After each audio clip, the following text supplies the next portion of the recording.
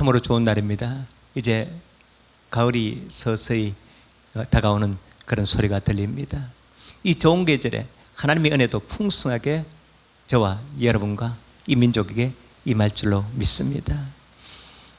저는 오늘 여러분과 함께 신명기 4장 말씀과 골로새서 1장 말씀을 가지고 하나님이 안 계신 듯 느껴질 때 이런 제목으로 은혜를 나누고자 합니다. 현 시대에 최고의 기독교 작가를 미국 사람 필립 얀시로 꼽을 수 있습니다. 많은 책을 썼습니다. 단단한 진리, 놀라운 하나님의 은혜, 내 안에 하나님이 없다, 내가 알지 못했던 예수, 이런 책을 펴냈고, 크리스천 투데이집 또 여러 잡지 편집장을 하면서 많은 글들을 기고했었습니다. 오늘 그 중에 한 책을 소개하고자 하는데, 그 책이 하나님 당신께 실망했습니다 하는 책입니다. 이 책에서 필립 얀시는 이렇게 말합니다. 하나님께 대하여 전혀 실망을 가지지 않는 사람이 있다면 그것은 무신론자다. 하나님께 아무런 기대가 없기 때문에 실망도 있을 수 없다, 이렇게 하고 있습니다. 즉 그리스도인들은 누구든지 하나님께 한두 번쯤 실망할 수밖에 없다는 것을 말하고 있습니다. 왜냐? 하나님은 살아계시고 살아계신 하나님의 일을 믿기 때문에 하나님께 대한 요구하는 것이 있고 기도하는 것이 있기 때문에 그렇습니다. 그런데 요구한다고 다 들어주시고 기도한다고 다 응답됩니까? 그런 건 아니죠. 하나님께서는 달라고 한다고 다 주는 그런 하나님도 아니고 마구 퍼주시는 그런 하나님도 아닙니다. 하나님은 하나님의 뜻에 의하여, 하나님의 영의 법칙에 의하여 적절한 때 주님께서 나눠주신 줄로 믿습니다. 필립 얀시는 하나님 당신께 실망했습니다, 이 책을 쓰게 된 동기를 이런 이야기로부터 시작합니다. 리처드라는 사람이 있는데, 이 사람은 예수님 믿고 신학교에 들어갔습니다. 신학교에 들어가서 예수님 믿고 살아계신 하나님을 믿으니까 부모님 사이가 안 좋았어요. 그래서 부모님이 이혼하지 않도록 간절히 기도했습니다. 그런데 결국 부모님들은 이혼했습니다. 그럼 이혼했으면 다시 재결합해달라고, 이혼했으면 재결합할 수 있으니까 재결합해달라고 기도합니다. 그런데 소용이 없었습니다. 그리고 또 약혼녀가 있는데 약혼녀와 사이가 틀어졌습니다. 그래서 하나님, 내 약혼녀와 헤어지지 않고 결혼에 골인하게 해주세요 기도했습니다만 결국은 완전히 헤어졌습니다. 계속 실망만 한 리처드는 마지막으로 하나님께 시험을 겁니다. 하나님 살아계심을 스스로 표현하지 않으면, 내게 확신 주지 않으면 나 하나님을 버리겠습니다, 이렇게 하나님께 시험을 걸고 그리고 기도하면서 기다렸습니다. 어떻게 됐을까요? 리처드에게 하나님은 나타나셨을까요? 아니요, 안 나타났어요. 하나님은 리처드의 기도에 응답하지 않았으며 아무 소리도, 아무 형상도, 아무 기적도 안 나타났습니다. 리처드는 성경을 불에 태우고 하나님을 떠났고 무신론자로 돌아섭니다. 리처드의 이야기를 들은 이 필립 얀시는 몇 개월 동안 고민 속에서 시간을 보냅니다. 하나님은 정말 살아계신 하나님인가? 하나님은 정말 역사 속에서 개입하시면서 그리스도를 도우시는 하나님인가? 그렇다면 왜 뭔가 잘못되고 있는 일들에 대해서 손을 쓰지 않으신가? 모든 일에 대해서는 아니더라도 최소한 그 중에 일부분이라도 해결하셔야 되지 않는가? 필립 얀시는 리처드와의 대화를 곰곰이 되짚어보면서 그의 감정의 이면에 숨어있는 하나님에 대한 세 가지 질문을 생각하게 됩니다. 그 첫 번째 질문은 하나님은 공평하신가? 두 번째 질문은 하나님께서는 침묵하시는가? 세 번째 질문은 하나님께서는 숨어 계시는가? 하는 질문입니다. 이 세 가지 질문은 곧 그리스도인들이 하나님을 안 계시다고 느끼고 무신론으로 돌아가는 이 세 가지 이유기도 합니다. 하나님은 공평하신가? 사람들에게는 하나님은 공평하지 않는다고 느껴지는 수도 있습니다. 악인이 형통하고 의인이 고난을 당하는 일이 한두 번이 있습니까? 그리고 악인이 그렇게 악행을 행한데도 하나님은 침묵하시고 계신 적이 한두 번입니까? 사람들은 생각하기를 때로는 너무나 오랫동안 침묵하시고 계신다고 느껴질 때도 있습니다. 그리고 하나님은 숨어 계시는가 쫙 나타나시고 자기를 계시하시고 자기를 표현하시고 개입하셔야 되는데도 숨어 계시는 하나님은 느껴질 때가 있습니다. 그렇습니다. 이 사실들 때문에 하나님 믿기가 매우 어렵습니다. 이 사실들 때문에 젊은이들이 교회에서 올바른 가치관을 발견하지 못하고 교회를 떠나 세상길로 갑니다. 이 사실들 때문에 그리스도인들이 어려운 일을 당하면 세상길로 나아갑니다. 그렇다면 필립 얀시는 이 문제를 어떻게 설명할까요? 하나님은 공평하신가? 하나님은 침묵하시는가? 하나님은 숨어 계시는가? 다 말씀드리지 못합니다만 결론은 그렇지 않다는 것입니다. 하나님은 공평하신 하나님이시고 하나님은 침묵하신 하나님이 아니고 자기를 계시하시고 하나님은 숨어 계시지 아니하고 역사에 개입하시기도 하신다는 것입니다. 필립 얀시는 하나님 당신께 실망해서 난측에서 요셉을 소개합니다. 요셉은 정말 그 일생을 바라보면 하나님이 안 계신 것 같았고 하나님께 실망할 수밖에 없다는 것을 그 사정을 그 상황을 이야기합니다. 그럼에도 불구하고 요셉은 하나님을 떠나지 않았고 실망하지 않았고 그리고 그렇음에도 불구하고 하나님께서는 요셉의 일생에 개입하셨고 성경이 이렇게 말씀합니다. 하나님이 요셉을 형통케 하셨도록. 형통이란 여러분 잘 알겠지만 잘 먹고 잘 살고 잘 되는 것을 형통이라고 그러잖아요. 아니 요셉의 일생을 보면은 우리가 도저히 하나님이 형통케 하셨다고 느껴지지 않습니다. 하나님께서 꿈을 주셨습니다. 너 민족의 우두머리가 될 것이고 내 형제들의 우두머리가 될 것이고 구원자가 될 것이다. 꿈을 주셨습니다. 그 꿈을 가졌다는 것 때문에 형들이 시기심을 당해서 죽을 고비를 넘기며 옷을 벗겨서 물 없는 구덩이에 던져집니다. 그 구덩이에서 언제 죽을지 모릅니다. 물 없는 구덩이에 목말라 죽을지 모르고 또 배가 고파 죽을지 모르고 어떻게 보면 짐승이 뛰어들어와서 잡아먹을지도 모릅니다. 거기에서 우리는 절규하는 요셉을 생각해 봅니다. 형들 좀 살려줘. 미디안 상인들에 팔려서 애굽의 종살이 팔려갑니다. 친위대장 보디발의 집에서 종살이 하는데 신학자들은 요셉이 종살이 할 때가 주전 1889년 지금부터 3800년 3900년 전입니다. 17살이란 어린 나이에 종으로 팔려가 이방 지역에서 고생하는 그 모습을 생각합니다. 하나님 꿈 주셨는데 이게 뭡니까? 이렇게 죽을 고비 넘기고 종살이하는 내가 어떻게 형제들의 우두머리가 되면 민족을 구원할 수 있습니까? 반문하고 실망할 수 있습니다만 그는 종살이도 최선을 다합니다. 그는 하나님께 죄를 짓지 않으려고 보디발의 아내의 유혹을 물리치고 감옥에 들어가죠. 친위대장, 요즘 말하면 경호대장이잖아요. 왕의 경호대장. 아까도 말씀드렸지만 지금부터 3900년 전에 그 중근동 지방을 지배하고 있던 애굽의 친위대장의 노여움을 샀으니까 그는 죽은 목숨이죠. 그는 감옥에서 언제 죽을지 모르는 그 처참한 환경 속에서도 진만 의지하고 살았습니다. 결국 하나님께서는 그를 세우시는데 언제 세우느냐? 캄캄한 감옥에서 2년 이상을 보내고 그리고 감옥에 들어온 술관원장과 떡관원장의 꿈을 해석하고 그 술관원장 당신은 3일 만에 복직할 것이고 떡관원장 당신은 3일 만에 죽겠소.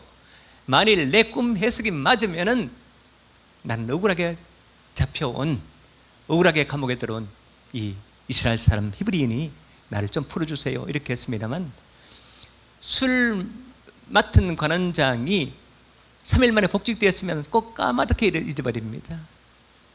이제는 희망이란 건 찾아볼 수 없습니다. 절망이라는 늪에만 빠져있는 그 상황 속에서도 하나님은 함께 하셨고 요셉은 실망하지 않았습니다. 결국 바로 왕이 꿈을 꾸었는데 그 꿈을 해석할 자가 능히 없자 그때서야 술관원장이 감옥에서 요셉을 생각해내고 요셉 이야기를 하잖아요. 요셉이 나가서 그 꿈을 해석하고 그리고 꿈의 그 조치까지도 정책까지도 제안합니다. 7년 흉년 때 7년 풍년 때 곡식을 저장했다가 7년 흉년을 구원하소서. 그러면 네가 해라 이래가지고 애굽의 총리가 되고 그리고 정말 형들의 우두머리가 되고 그리고 또 민족을 구원하는 놀라운 일이 있잖아요. 사랑하는 새벽교회 성도 여러분, 사랑하는 여러분, 실망할 수밖에 없는데도 실망 안 하는 것은 믿음입니다. 구약시대 광야 이스라엘 사람들은 이것을 실천하지 못해서 광야 생활 40년을 했습니다. 광야 생활의 특징은 길이 험하다, 물도 없다, 음식도 박하다, 잠자리도 시원찮다, 질병도 있고 때로는 아말렉 같은 그런 이방 민족의 공격을 받기도 합니다. 야인시는 이렇게 말합니다. 광야 생활의 이스라엘 백성들은 마치 기억상실증 걸린 같이 힘들고 어려운 일만 만나면 하나님을 원망했고 일정 기간이 지나가면 하나님을 원망했다. 그만큼 광야 생활의 기간은 늘어났고 그만큼 힘든 훈련을 받아야 했다고 기록하고 있습니다. 사랑하는 성도 여러분, 여러분의 믿음은 어떤 믿음입니까? 실망할 수밖에 없는 형편과 처지가 되었는데도 실망하지 않고 오직 주님만 바라보는 그런 믿음입니까? 아니면 이스라엘 사람들처럼 건망증 걸린 사람처럼 어려운 말 만나면 하나님을 원망하고 일정 기간이 지나면 하나님의 은혜를 잊어버리고 실망하고 절망하고 있습니까? 아니면 요셉같이 실망할 수밖에 없는데도 오직 하나님만 바라보며 믿음으로만 살아가고 그 꿈이 실현되는 날만을 기다리고 있습니까? 오직 어떤 실망한 상황이 닥치더라도 힘들고 어렵더라도 고통 가운데 있더라도 질병이 올지라도 가정에 여러 가지 문제가 생길지라도 오직 믿음으로 살아가고 오직 전능하신 하나님만 의뢰하며 기도하는 저와 여러분 되시기를 축복합니다. 저는 또 한 분을 소개합니다. 사울이라는 청년인데 그것이 나중에 바울 사도가 되죠. 사도행전 16장 되면 빌립보 전도를 할 때 점하는 귀신 들린 여종을 귀신을 물리치고 치워집니다. 여종에게 자유함을 주었습니다. 귀신이 노예가 돼서 점을 하면서 그 돈을 취하는 사람들이 있었습니다. 성경은 복수예요. 그런데 여종이 자유함을 얻으니까 돈을 취하던 주인들이 바울과 실라를 고소합니다. 붙잡아 관원들에게 넘겨주고 관원들은 바울과 실라를 매우 쳐서 찾고 이 발에 도망 못하고 하는 착고를 발에 채우고 감옥에 쥐어줍니다. 매우 치고 캄캄한 감옥에 도망 못 가도록 쇠사슬에 매어가지고 자유함을 잃어버리는 그런 이 감옥 생활에 들어갑니다. 저는 이런 상황에 부딪힌 바울 사도를 생각할 때마다 이렇게 생각합니다. 하나님, 이게 뭡니까? 하나님이 복음 전하고 빌립보에 왔다가 이렇게 실컷 얻어맞고 감옥에 들어갑니다. 저 많은 요정을 자유케 하고 치유해주는 것은 하나님의 뜻이 아닙니까? 그런데 매 맞고 감옥에 들어가고 그리고 자유함을 잃어버렸고 그리고 이 착오에 차여졌습니다. 제가 생각할 땐 바울 사도가 이렇게 하나님을 원망해도 하나님은 충분히 이해하실 것 같아요. 아니, 보통 사람이라면 당연히 그렇게 해야 된다는 생각이 듭니다. 그런데 빌립보 선교를 하던 바울과 실라는 어떻게 했습니까? 사도행전 16장 25절에 보면 이렇게 말씀합니다. 한밤중에 바울과 실라가 기도하고 하나님을 찬송하며 죄수들이 듣더라. 그 실컷 얻어맞고 착오에 처해져서 감옥에 들어갔는데 바울과 실라는 어떻게 했습니까? 기도하고 하나님을 찬송했다. 그랬더니만 옥토가 흔들리고 옥문이 열리고 하나님이 역사하셨습니다. 사랑하는 성도 여러분, 살아계신 하나님을 만나려면 특별한 믿음이 필요합니다. 원망 불편 대신에 오히려 찬송하며 기도하는 말씀이 필요합니다. 시편 42편 11절, 시편 43편 5절에는 똑같이 이렇게 말씀합니다. 내 영혼아, 내가 어찌하여 낙심하며 어찌하여 내 속에서 불안해하는가? 너는 하나님께 소망을 두라. 나는 그가 나타나 도우심으로 말미암아 내 하나님을 여전히 찬송하리로다. 어떤 상황에서도 하나님께 감사하면서 찬송하는 가운데 하나님의 살아계심을 경험하는 바울과 신라와 같이 정말 어떤 상황에서도 어떤 고난이 닥치더라도 어떤 인생의 문제가 닥칠지라도 하나님께 찬송하며 전능하신 하나님을 믿으며 하나님의 살아계심을 믿으며 하나님의 도우심을 믿는 저와 여러분 되시기를 축복합니다. 자, 그렇다면 하나님이 안 계시다고 느껴질 때 우리가 어떤 믿음을 가져야 할까요? 오늘 성경 말씀을 통해서 몇 가지 은혜를 나누고자 합니다. 제일 첫 번째, 하나님이 안 계시다고 느껴질 때 하나님을 간절히 찾아야 합니다. 오늘 구약 본문 신명기 4장은 여러분 잘 아시잖아요. 여러 번 말씀드렸습니다만 광야 생활 40년을 마치고 가나안 땅을 바라보는 모압 평지에서 모세는 건너가지 못하잖아요. 너 건너가지 못하고 여기서 죽어라 이랬습니다. 그래서 모세가 이스라엘 백성들에게 가나안 땅에 건너가서 어떻게 살아야 하는가, 어떻게 믿어야 하는가를 말씀을 선포합니다. 그래서 신명기를 말씀의 재선포, 신이라는 건 납신자는 두 번째라는 거거든요. 재선포 두 번째 한다는 것입니다. 주요 내용은 하나님을 떠나지 말아라, 우상 숭배하지 말아라, 그리고 말씀 곧 계명을 꼭 지켜라, 결코 하나님의 은혜를 잊지 말아라, 그리고 하나님의 계명 말씀을 순종하면 내가 반드시 복을 받으리라, 이런 내용들이 신명기 주요 내용입니다. 오늘 본문은 4장 29절 봅니다. 그러나 내가 거기서 내 하나님 여호와를 찾게 되리니 만일 마음을 다하고 뜻을 다하여 그를 찾으면 만나리라. 건너가서 하나님을 찾게 될 날이 올 거다. 그런데 하나님은 찾으면 만나주시는 그런 하나님이다. 어떻게 만나냐? 마음을 다하고 뜻을 다하여. 여러분, 사랑은 100% 사랑하시죠? 조금 사랑은 줘서는 안 됩니다.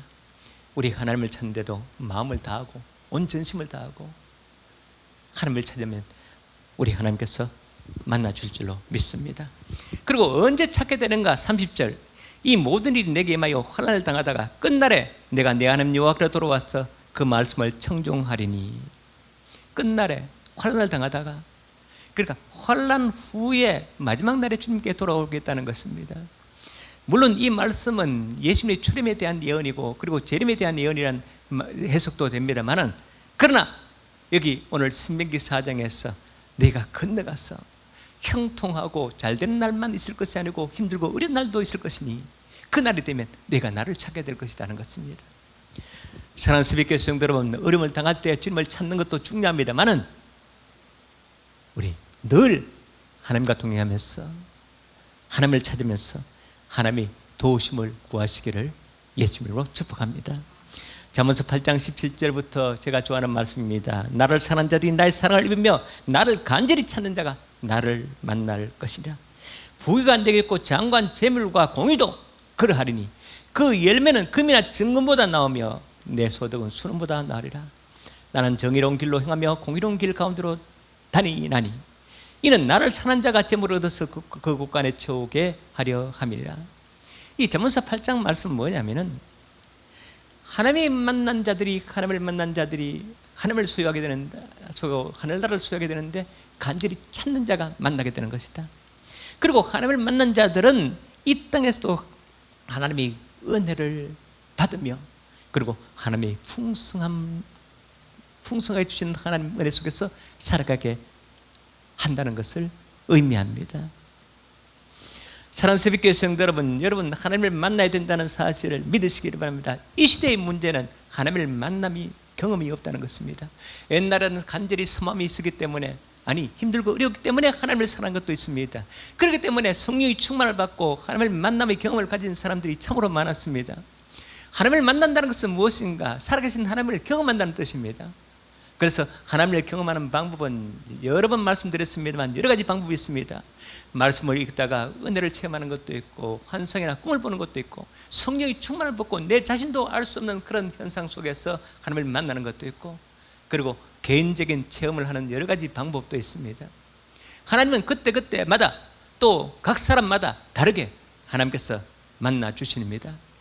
하나님을 만난 자들은 확신 속에 살게 되고, 그리고 인생의 참 의미를 발견하게 되고, 저 하늘을 향해서 믿음으로 나아가는 사람이 될 줄로 믿습니다. 사랑하는 성도 여러분, 하나님을 간절히 찾고 하나님을 만나는 저와 여러분 되시기를 축복합니다.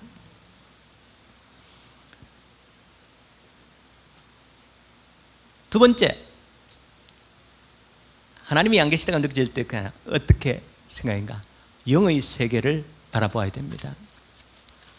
사람들은 눈에 보이는 세계만 믿으려고 합니다. 과거의 세계만 믿으려고 합니다. 실제로 눈에 보이지 않는 것이 더 많으며 눈에 보이지 않는 것이 더 중요합니다. 여러분, 눈에 보이는 것이 답니까?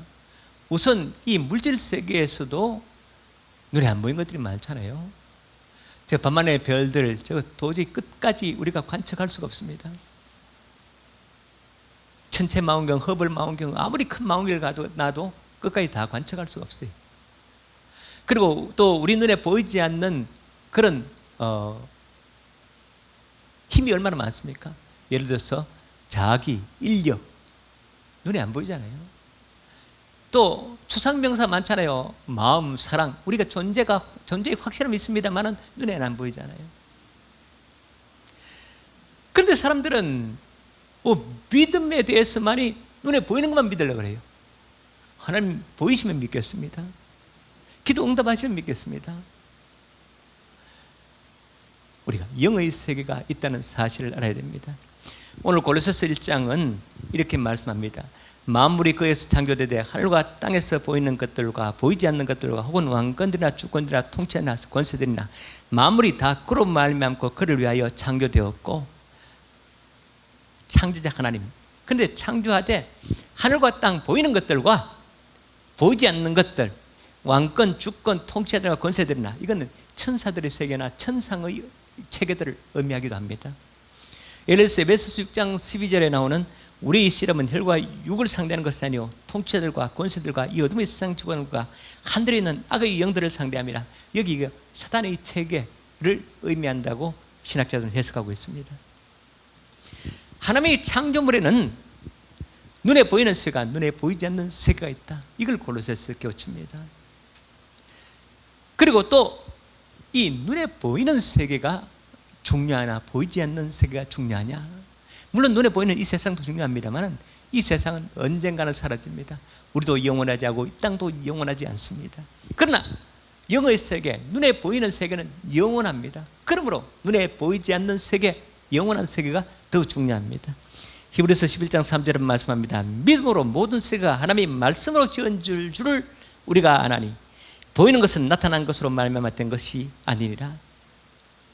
하나님의 말씀으로 창조된 이 세계, 눈에 보이는 세계는 하나님이 창조하셨다. 그러므로 창조된 세계가 중요하냐, 창조하신 분이 중요하냐? 창조하신 분이 더 중요하죠. 보이는 것보다 보이지 않는 것이 더 중요합니다. 사랑하는 성도 여러분, 정말 보이지 않는 세계, 영의 세계가 있다는 것을 알아야 됩니다. 천지 만물을 지으신 분은 창조자 하나님이시고 천국과 지옥을 지으셨습니다.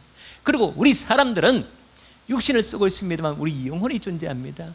육신의 장막에 벗어지면 우리 영혼은 저 하늘 주권 하에 들어가서 심판됐으며, 생명록에 기록된 자는 하늘나라에서 영원히 살고 생명록에 기록되지 않는 자는 영원한 지옥에서 형벌을 면할 수 없다는 것을 우리는 기억해야 됩니다. 그러므로 우리가 눈에 보이는 세상에 살되 저 영원한 천국을 더 중요시하며 그것을 향해서 나아가는 인생길이 바로 우리의 믿음의 인생길이며, 그리고 육신 속에서 살되 먹고 자고 입고 즐기고 행복하게 살지만은 그러나 우리 영혼의 때가 더 중요하며 영혼의 때를 바라보면서 영혼이 천국에서 살 그날을 바라보며 사는 것이 바로 우리 크리스천들의 믿음의 삶인 줄로 믿습니다. 1970년에 사망한 노벨 문학상을 수상한 영국의 버트란드 러셀, 그는 정말 해박한 지식을 가지고 있었고 또 많은 글들과 책을 썼습니다. 나는 왜 기독교인이 아닌가 하는 책을 써서 많은 사람들을 지옥으로 인도한 사람입니다. 지옥 밑바닥에 떨어졌을 거예요. 왜냐하면 이 책은 정말 쉽게 그리고 해박한 지식을 가지고 썼습니다. 그래서 많은 젊은이들이 열광하며 무신론으로 돌아서게 한 그런 책이 나는 왜 기독교인이 아닌가. 그는 이 책에서 예수님을 아주 형편없는 사람으로 취급합니다. 사람들은 4대 성인을 석가, 공자, 마호메트, 예수 이렇게 하는데 그 중에 예수는 맨 꼬랩이다. 왜냐하면 성경을 봐라. 무화과나무를 열매 없는 무화과나무를 저주해서 완전히 말라 비틀게 하고 보면은 이 성인이라고 할 수 없을 만큼 그렇게 도덕군자가 아니다. 이렇게 폄하합니다. 러셀은 1970년 98세로 사망하는데 그가 나이가 지긋했을 때 어떤 기자가 물었습니다. 만일 당신이 죽었어, 갓, 신, 하나님 앞에 섰을 때 갓, 하나님이 왜 자신을 믿지 않았냐고 물으면 뭐라고 대답할 것이라는 이 질문에 대해서 러셀은 유명한 대답을 합니다. 갓, 하나님이시여, 증거가 불충분했습니다. 증거가요. 하나님이시여, 증거가 불충분했습니다. 증거가요. 만나지 못했고 인식하지 못하고 인지하지 못했다고 나는 무신론으로 들었었다는 것입니다. 여러분, 그렇습니다. 하나님을 만나야 됩니다. 만남의 경험을 있어야 됩니다. 그래야만이 진실로 확신 있는 믿음에 서고 저 하늘을 바라보며 살아갈 수 있습니다. 하나님은 찾는 자에게 나타나시고 기도하는 자에게 응답하시고 말씀을 사모하는 자에게 말씀하십니다. 눈에 안 보이는 영의 세계가 존재한다는 사실을 믿으며 이 눈에 보이는 세계보다 영의 세계가 더 중요하며 내 육신보다는 내 영혼이 더 중요하다는 사실을 우리가 알아야 됩니다. 그렇다고 해서 육신을 함부로 대하며 이 세상을 함부로 대하는 것은 아닙니다. 가치관입니다. 내 중심을 어디에 두는가 하는 문제입니다. 사랑하는 성도 여러분, 이 땅보다는 저 하늘의 중심을 두고 그리고 내 육신의 삶보다는 저 영혼의 삶, 하늘의 삶을 더 중요시 여기며 장차 영원히 거기에 살 그것을 바라보며 믿음으로 살아가는 저와 여러분 되시기를 축복합니다. 세 번째, 하나님이 안 계시다고 느낄 때 어떻게 해야 되는가? 하나님의 은혜를 잊지 말아야 됩니다. 신명기 4장에서 모세는 이스라엘 백성들에게 믿음에서 떠나지 말며 우상을 기울이지 말며 오직 말씀을 지키는 비결을 가르칩니다. 그 비결은 과거 하나님으로부터 받은 은혜를 기억하라는 것입니다. 이스라엘을 애굽에서 구원하셨고 홍해의 기적, 광야의 기적을 통해서 오늘 여기까지 인도하신 하나님, 그 하나님을 결코 잊지 말아라는 것입니다. 31절 32절 봅니다. 신명기 4장. 내 하나님 여호와는 자비하신 하나님이시라. 그가 너를 버리지 아니하시며 너를 멸하지 아니하시며 내 조상들에게 맹세하신 언약을 잊지 아니하시라. 내가 있기 전 하나님이 사람을 세상에 창조하신 날부터 지금까지 지나간 날을 상고해보라. 하늘 이 끝에서 저 끝까지 이런 큰일이 있었느냐, 이런 일을 들은 적이 있었느냐. 지나간 일을 상고해보라. 어떤 민족에게 하나님은 나타나시고 어떤 민족에게 하나님은 말씀하시고 어떤 민족을 건져준 적이 있느냐. 이거 잊지 말고 하나님을 떠나지 말아라 말씀하십니다.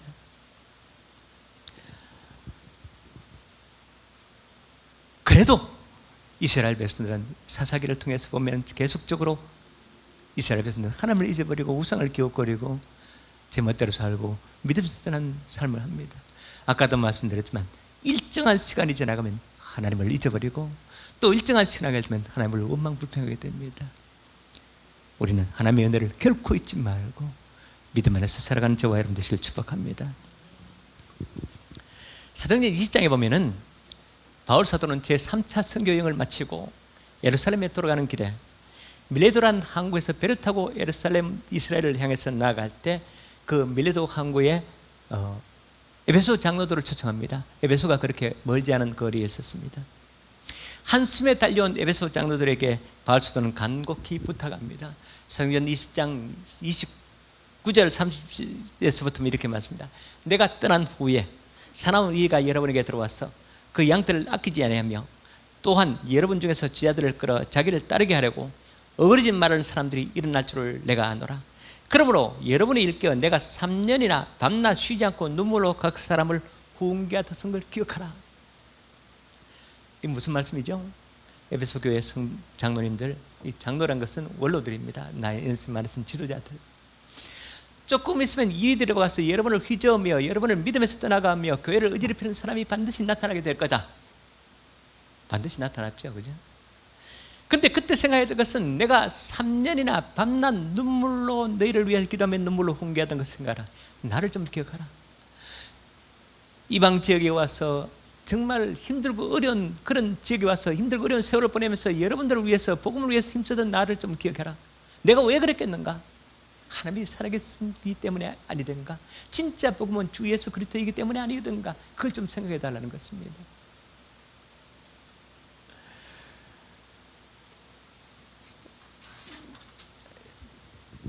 역사적으로 보면은 많은 크리스천들이 예수를 믿다가 타락하고 세상길로 갑니다. 근데 누군가가 기도를 붙잡아주고 누군가가 사랑으로 붙잡고 있으면 그 사람은 타락하지 않습니다. 크리스천 자녀들이라고 오직 믿음으로만 사는 것은 아닙니다. 때로는 세상길로 가기도 하고 때로는 타락할 수도 있습니다만, 근데 눈물의 기도가 있는 어머니를 둔 자녀들은 다시 타락의 길로 갔다가도 다시 돌아오는 것을 우리는 경험하게 됩니다. 시편 37편 25절에 이렇게 말씀합니다. 내가 어려서부터 늙기까지 의인의 버림을 당하거나 그의 자손이 걸썩함을 보지 못하였도다. 이 다윗의 고백을 통해서 어시트인의 어머니 모니카 여사에게 아프리카의 북부 히포의 감독인 암브로스는 이렇게 해석합니다. 기도하는 어머니 자식은 결코 망하지 않습니다. 당신의 아들 어거스트는 반드시 돌아올 것입니다. 그 말씀대로 어거스트는 돌아와서 위대한 인물이 됩니다. 우리가 지금 그렇게 해야 될 때입니다. 지금 우리는 코로나 때문에 예배도 제대로 드리지 못하고, 그리고 초신자 새가족들은 교회 구경 못한 지가 벌써 몇 달이 되었는지 모릅니다. 코로나 이후에 얼마나 많은 사람들이 믿음에서 떠날까 상상만 해도 지금 앞이 캄캄할 지경입니다. 코로나 이후에 새가족 새신자들 몇 달 동안 교회를 구경해보지 못한 사람들이 얼마나 믿음을 회복할까 생각하면 참 답답하기도 합니다. 그런데 한 가지 아는 사실이 있습니다. 그것은 바로 믿음 있는 여러분들이 기도로 붙잡고 있는 사람들, 사랑의 손길로 붙잡고 있는 사람들은 다시 일어설 수 있을 줄로 믿습니다. 지금이 우리가 그러한 때입니다. 눈물로 기도하고 사랑의 손길로 붙잡읍시다. 우리 자녀들을 붙잡읍시다. 새가족들을 붙잡읍시다. 불신자들을 붙잡고 내가 전도할 사람들을 붙잡읍시다. 반드시 돌아오게 될 줄로 믿습니다. 개그맨 권영찬이라고 있는데 개그맨으로 성공했고 2005년 사업이 번창해서 많은 돈을 벌었습니다. 그런데 성폭행 구세수에 말려서 구속되었습니다. 함정에 휘말린 거죠. 너무나 억울했습니다. 1심에서 유죄 선고를 받았으나 이 변론할 여지가 많다고 해서 풀려났습니다. 불구속 상태에서 2심에 들어갑니다. 무죄 증거를 찾으면서 이리 뛰고 저리 뛰고 있었습니다. 어머니가 감옥에 있을 때도, 구치소에 있을 때도 성경을 넣으면서 읽고 기도하라고 하는데 못했습니다. 가슴 답답하고 힘들고 그러는데 무슨 성경을 읽고 기도합니까? 그리고 1심에서 패소하고 유죄 선고를 받고 2심을 준비하고 이리 뛰고 저리 뛰고 증거를 찾는 가운데서 어머니가 또 이렇게 합니다. 야, 기도 좀 하라. 권영찬은 기도하는 어머니의 말씀에 묘한 배신감 나까지 느낍니다. 나를 위로하지는 못할지언정 어떻게 기도하라 그러냐? 이렇게 힘들고 이러는데 기도나 하라고? 기도나 하라고? 아니, 기도나 하라고? 그게 답니다. 기도한다고 되냐? 무죄 증거를 찾아야지. 이렇게 하면서 기도하지 않았습니다. 어느 날 새벽 기도를 나간 어머니가 집에 오지 않았습니다. 걱정돼 교회를 찾아갔습니다. 그런데 그 아들 권영찬은 교회에서 의자 위에서 울고 있는 어머니를 봤습니다. 통곡이 아니었습니다. 고통을 삼키듯 소리 없이 흐릿깁니다. 어깨가 들썩거리고 몸이 흔들립니다. 어머니도 아들을 위해서 저렇게 우는데 하나님은 어떠하셨을까 싶었습니다. 그 아들 권영찬은 그도 기도하기 시작합니다. 결국 2심에서 무죄 선고를 받고 완전히 해방됩니다. 그리고 하나님께서 길을 열어주셔서 행복재테크, 요즘 권영찬 그렇게 뜨더구만요. 인기 강사로 활동을 하고 있습니다. 하나님의 은혜를 기억하십시오. 눈물의 기도는 결코 헛되지 않습니다. 눈물의 기도와 사랑의 손길로 여러분의 자녀를 붙잡으십시다. 눈물의 기도와 사랑의 손길로 초신자들, 불신자들, 전도 대상자를 붙잡으십시다. 반드시 여러분의 수고와 헌신과 기도로 말미암아 주님 앞에 돌아올 줄로 믿습니다. 1600년에 살았던 프랑스의 유명한 수학자, 물리학자, 또 심리학자, 철학자, 천재죠. 파스칼. 유명한 파스칼의 원리를 1600년대에 발견한 사람입니다. 현대 우리가 계산기인데 계산기 원리를 처음으로 만든 사람이 파스칼이에요. 파스칼은 하나님 만나기를 간절히 원했고 하나님 만나기를 간절히 원하는 기도문도 지금 존재합니다. 드디어 그의 나이 31살 1654년 11월 밤 11시 30분에서 12시 30분 하나님은 묵상하고 기도하는 파스칼을 만나주셨습니다. 황홀과 환희로 가득 찬 밤을 보냈고 그리고 또 그의 얼굴을 보았고 영원히 그에게 마음을 맡깁니다. 파스칼은 그날 저녁을 은혜의 불체험 이렇게 합니다. 파스칼이 그날 어떤 일을 겪었는가 잘 알지 못했고 어떤 고백을 했는가 잘 알지 못했습니다만 파스칼이 죽자 안쪽 주머니에 양피지에 쓴 이 고백문이 그때 그 감격 환희가 이 주머니에 꽁꽁 쌓여져 가지고 실로 꿰매 가지고 안주머니에 있었습니다. 그것을 그의 누이가 발견해서 세상에 내놨습니다. 글자는 프랑스어로 약 600여 글자가 되어 있는데 지금 그것은 프랑스 국립도서관 박물관에 소장되어 있습니다. 이렇게 합니다. 간단히 말씀드립니다. 과학 철학자들과 과학자들이 하나님이 아닌 아브라함의 하나님, 이삭의 하나님, 야곱의 하나님, 가슴 깊숙이 느껴지는 확신, 기쁨, 평안, 예수 그리스도의 하나님, 나의 하나님입니다. 나는 당신의 말씀을 결코 잊지 않겠습니다. 아멘. 중간에 뺐습니다만은 아브라함의 하나님, 이스라엘의 하나님, 철학자의 하나님, 과학자의 하나님 아니라는 겁니다. 철학적으로 과학적으로 만날 수는 없지만 아브라함이 만났고 이삭이 만났고 야곱이 만났던 그 하나님, 성경 말씀을 믿고 간절히 찾으면 만날 수 있다는 것을 오늘 우리에게 깨우쳐주고 있습니다.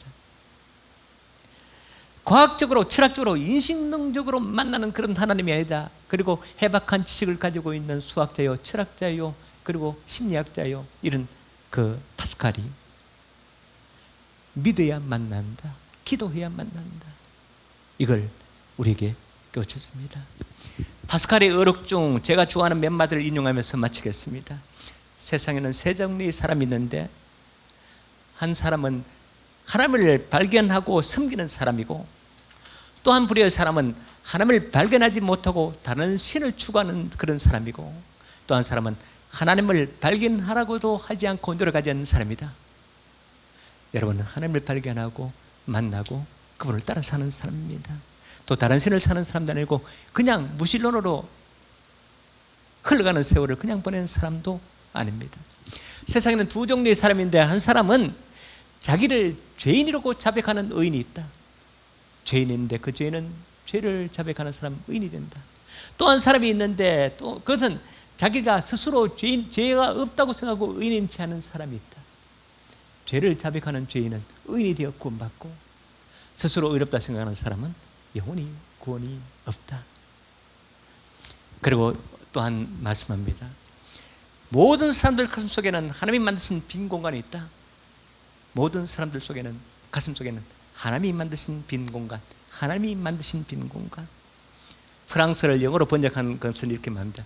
There is a God-shaped vacuum in the heart of each man. 가슴 속에 빈 공간이 있다.